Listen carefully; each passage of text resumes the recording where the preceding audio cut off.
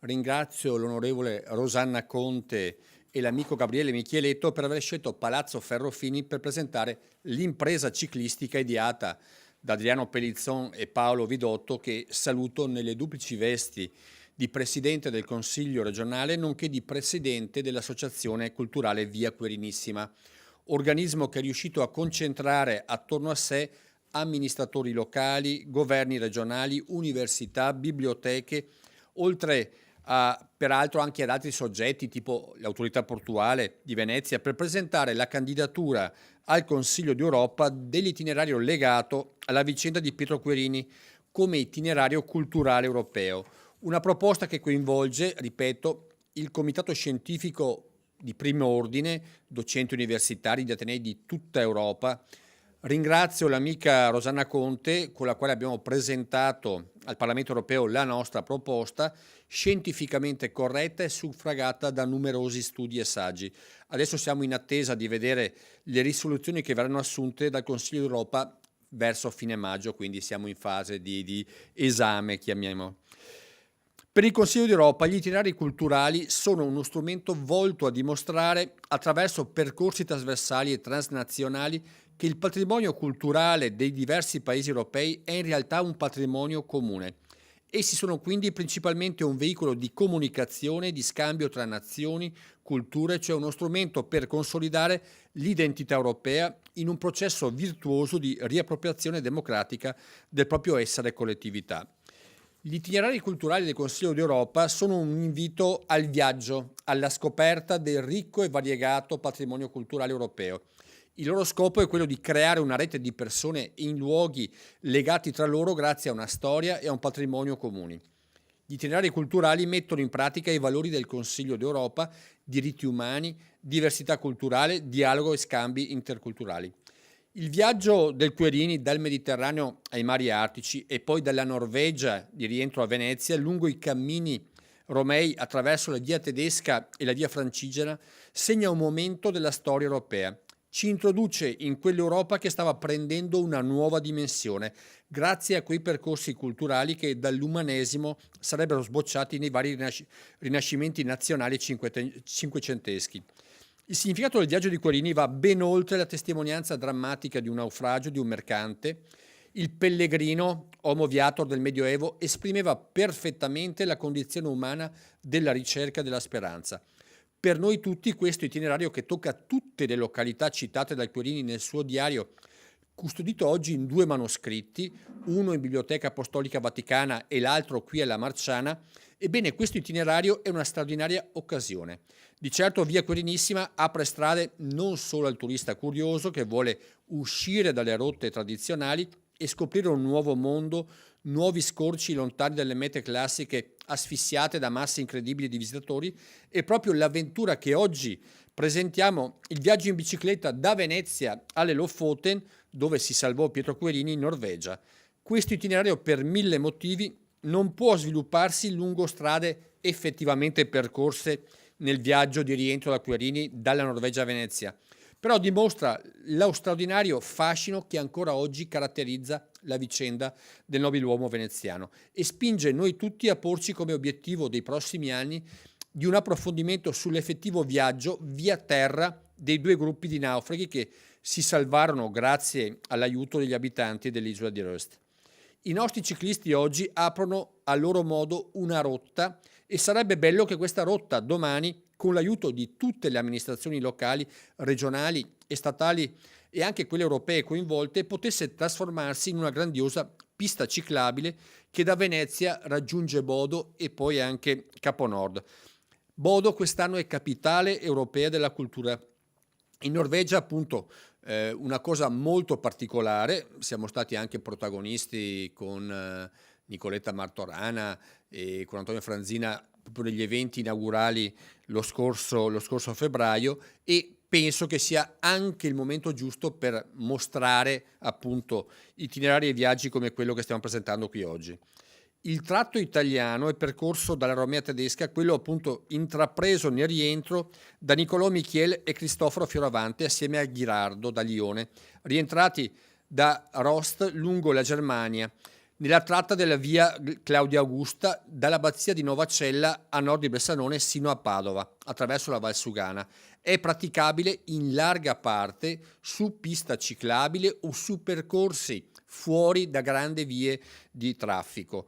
Già adesso è il collegamento, uno dei collegamenti Venezia-Monaco più battuti con il cicloturismo. Analogamente è praticabile in bicicletta anche il percorso di Via Alemagna, che si articola in due percorsi, quello orientale dei paesi baltici e il ramo nord dei paesi germanici, rami che si uniscono a Avenzano in Friuli e seguono la via del tagliamento fino a Concordia, la Tisana, per scendere a Venezia. La speranza è che si possa rendere ciclabile anche la via Francigena.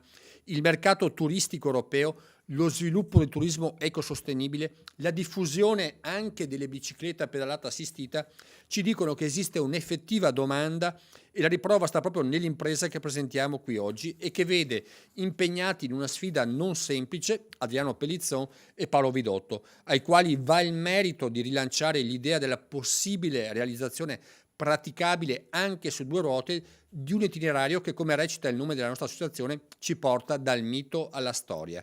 Grazie a loro per quello che faranno sicuramente in bicicletta, ma già grazie per tutto quello che stanno facendo per preparare questa impresa, che non è semplice anche dal punto di vista logistico e pratico preparare.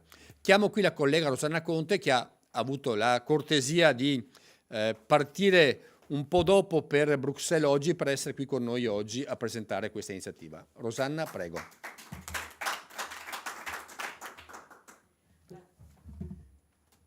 Bene, buongiorno a tutti e grazie di essere qui presenti oggi. Io ringrazio il Presidente Roberto Ciambetti e il Consigliere Gabriele Micheletto per aver organizzato questa conferenza stampa a dimostrazione dell'impegno che è profuso per la promozione della Via della Quirinissima, e qui ringrazio anche la presenza della confraternita del Baccalà di San Rigo e anche di Scorzè, così facciamo la prova con Scorzè.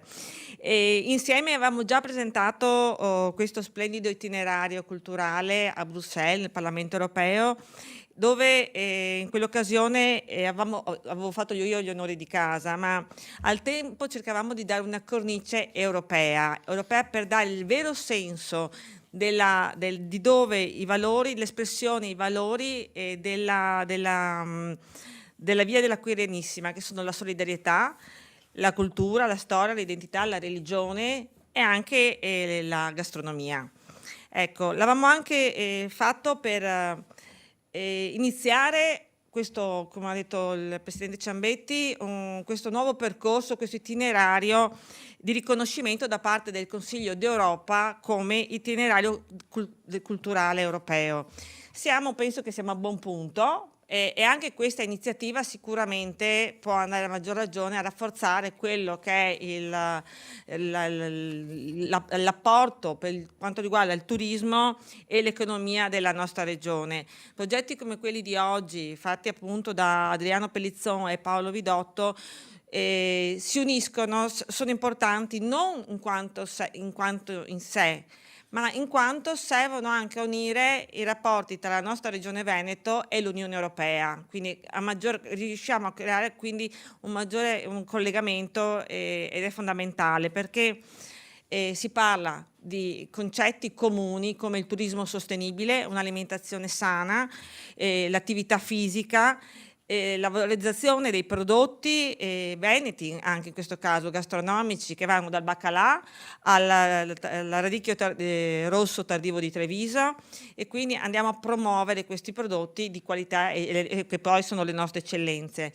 Insomma, è tutto, si può dire, un gran mix per essere un grande veicolo promozionale per la nostra cultura, la nostra attività sportiva, la nostra gastronomia e quella della nostra regione Veneto, che è fondamentale, senza tralasciare l'importanza che ha, perché si riescono ad avere dei ulteriori collegamenti con altri paesi degli Stati membri, quindi si iniziano ad avere rapporti di interscambio che possono portare anche a ulteriori finanziamenti europei dedicati proprio a questo, e quindi questa è una cosa importantissima.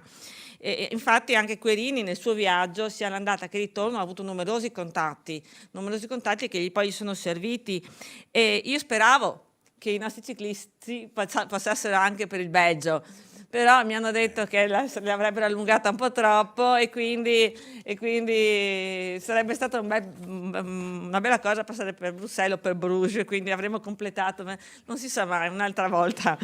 Quindi ho pensato un modo per contribuire fattivamente a questa iniziativa e in prima persona, e ho chiesto il patrocinio del Parlamento europeo. Per oggi non mi è ancora arrivato nulla, però sono ottimista, è in fase di istruttoria presso la Presidenza del Parlamento europeo, quindi spero per la partenza che lo possiate avere, sarebbe una cosa importantissima questa. Quindi io faccio un grande in bocca al lupo ai ciclisti, allo staff che li accompagna, a tutta la squadra, e speriamo che, so che realizzate anche un docufilm, e speriamo di poterlo, se sarò rieletta, di poterlo trasmettere, è vero Roberto, a Certo. Bruxelles la prossima volta. Grazie. Grazie a te Rosanna.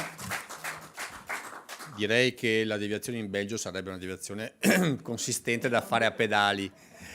Io chiamerei qui Adriano Pellizzoni e Paolo Vidotto che ci illustrano, prego, anche appunto dal punto di vista tecnico i preparativi per l'impresa e magari anche qualche dettaglio sull'attrezzatura e i mezzi che verranno utilizzati. Prego. Allora, intanto grazie ovviamente a coloro che ci hanno consentito di essere qua stamattina per presentare questo bel progetto.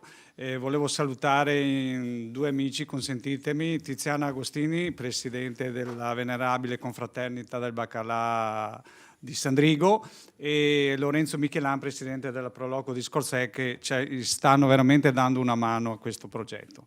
Allora, da dove parte il progetto? Il progetto è partito sostanzialmente da due ciclisti di Veneto Special Sport, che è una società sportiva ciclistica di Scorzè, che aveva per obiettivo il raggiungimento appunto di Capo Nord, ma poi parlando con qualche amico e cercando di sfruttare al meglio la possibilità di questo viaggio, è stato quello di dire perché non lo trasformiamo in un progetto culturale.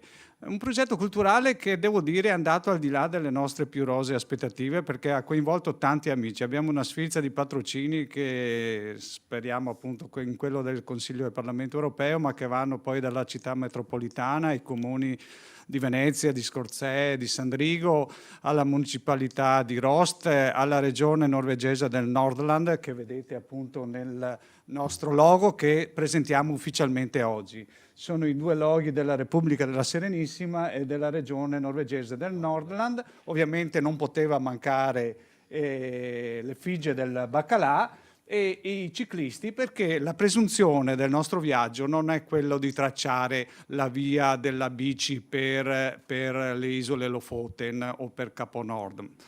È quella di dare uno strumento, perché l'obiettivo della spedizione è quello, al di là di realizzare un'impresa sportiva per chi sa andare in bici rilevante, ma soprattutto questo progetto culturale di promozione e di pubblicizzazione.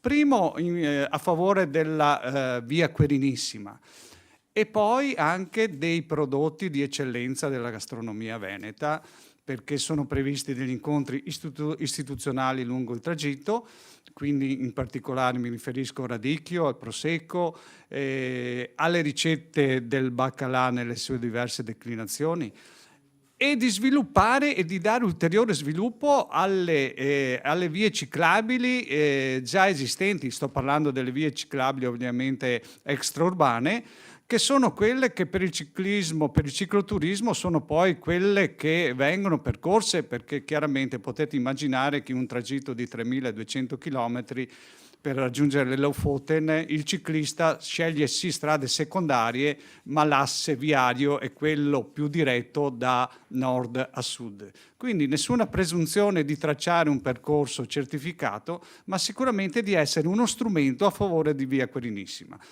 Ecco, prima di passare la parola a Paolo, che sicuramente entrerà meglio di me nel dettaglio, volevo ricordare che l'obiettivo appunto lo stiamo cercando di raggiungere attraverso sì due ciclisti che percorreranno il tragitto in bicicletta, ma grazie poi all'ausilio di Paolo Potente, che è il nostro driver ufficiale, e di Paolo Maurizi, che è un videomaker professionale, per realizzare un docufilm di una quarantina di minuti che, oltre a essere testimone dell'impresa sportiva, sia anche eventualmente un mezzo utilizzabile per la promozione di questo percorso.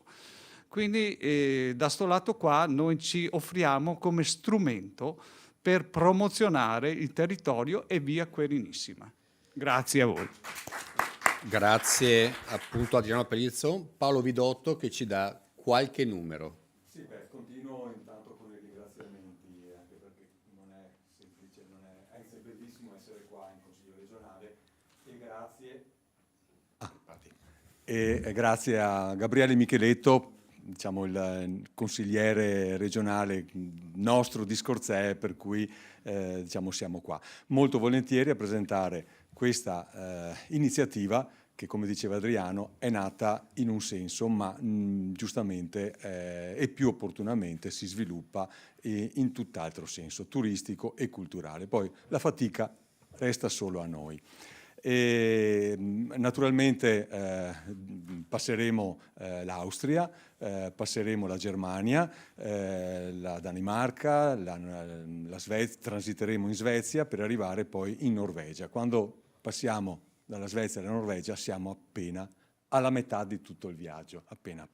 Naturalmente non esiteremo di transitare per città in cui Venezia ha diciamo, la sua notorietà culturale, tipo Würzburg, città dei Tiepolo, tipo Copenaghen, Oslo, e naturalmente saremo naturalmente a Oslo il primo di luglio, transiteremo per poi arrivare la prima volta il 12 di luglio a Bodo, proprio alle porte delle Lofoten, in cui saremo per la prima volta, per la prima delle due volte, praticamente accolti dalla città di Capitale Europea delle Culture 2024. Abbiamo l'accordo di transitare e traghettare a Rost e quindi andare proprio dove c'è la lapide dedicata a Querini e alla sua tragica praticamente spedizione, tragica in un senso e foriera di entusiasmo per il nostro Veneto anche da un'altra parte. Ritorneremo in bici dopo un giorno di riposo, di convenevoli a Rost, per riattraversare tutte le Lofoten, arrivare poi a Capo Nord, ulteriore meta, e ritornare immediatamente ed entrare il 19 a Podo, proprio per le giornate dei Querinissima Day.